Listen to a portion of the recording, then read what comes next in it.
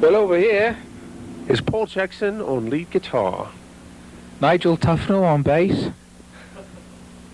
Michael Bloodgood actually on bass. This is Paul Rohrbach on drums. On lead drums. Lead drums. Lead drums. Lead drums. And Les Carlson. Well, this is our last performance.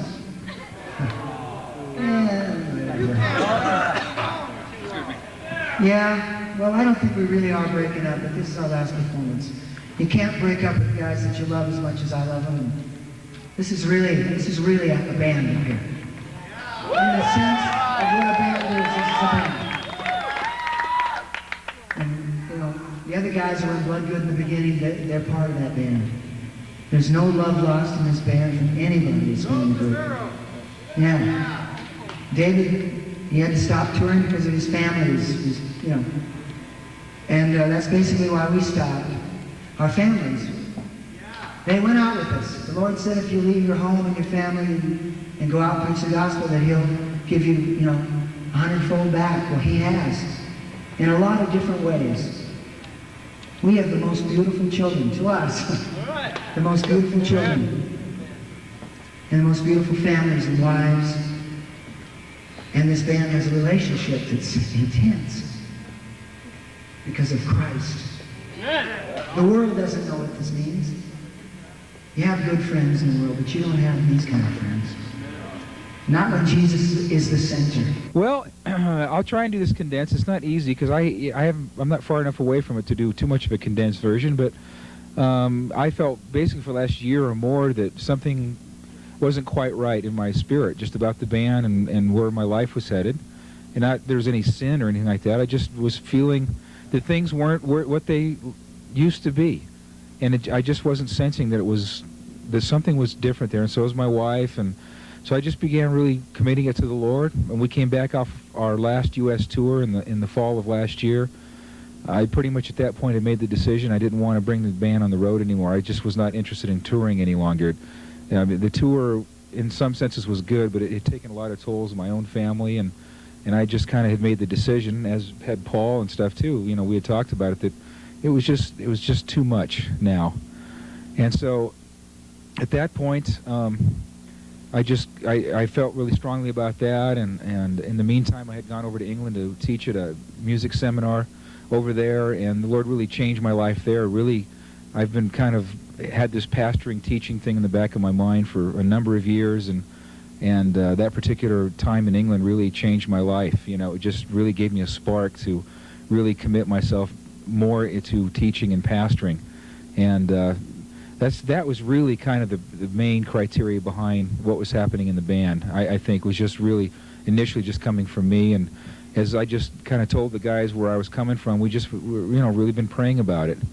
And, we were without a contract, and I didn't want to rush back into doing another record for the sake of doing another record because we've done so many other records. I wanted to really feel like that's what the Lord wanted me to do. And oftentimes when the Lord is redirecting your life, He uses your heart, your conscience to begin tugging at it a little bit. And so that's really what I did. I just really wanted to sit back and be as objective as I could with the band and try and remove myself as emotionally as I could and really feel, Lord, what are you telling me to do? What are you telling us to do as a band? And that's basically where I arrived at that decision in a nutshell. Just really felt it.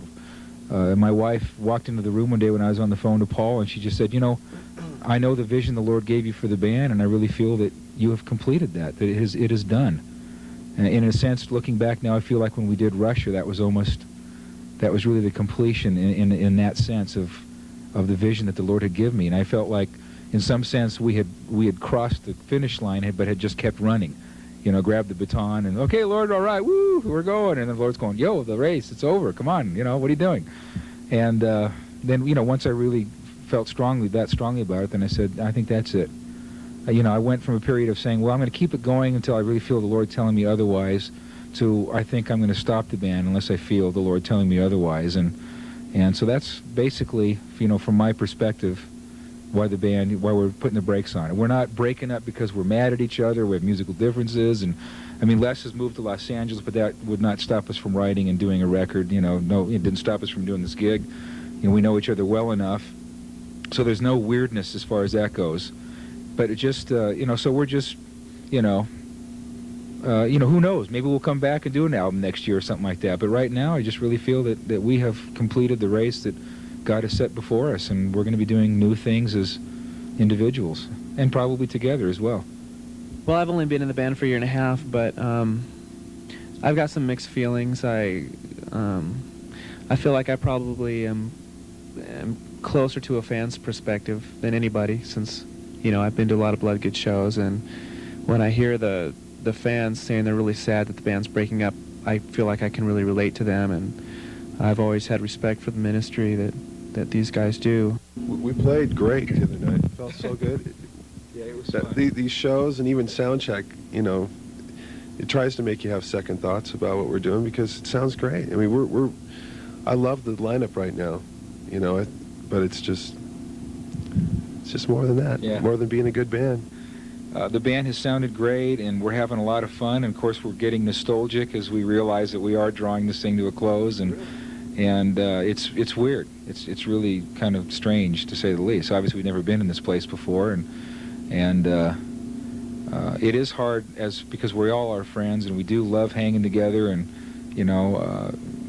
we've seen a lot of stuff together. We've been through heaven and hell together, and that's the kind of stuff that never changes. There's just a bond there. It's just like when I see Dave Zafiro, Dave and I have been through a lot of stuff together. Mark Welling, nothing can erase that. And there's a bond there that we're always going to have as players and as brothers in Christ that will never be replaced by anybody else or superseded. So, so that part it's really, that part's a bummer, But you have to do what you feel the Lord's telling you to do.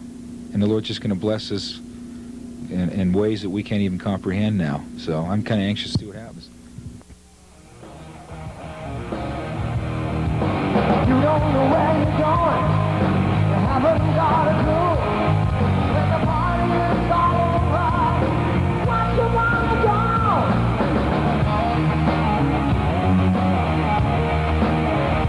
Hey! Hello! Truth goes in your innocence lost. Your name was called, you was dying on the cross. Sooner or later you must decide. You tasted hell.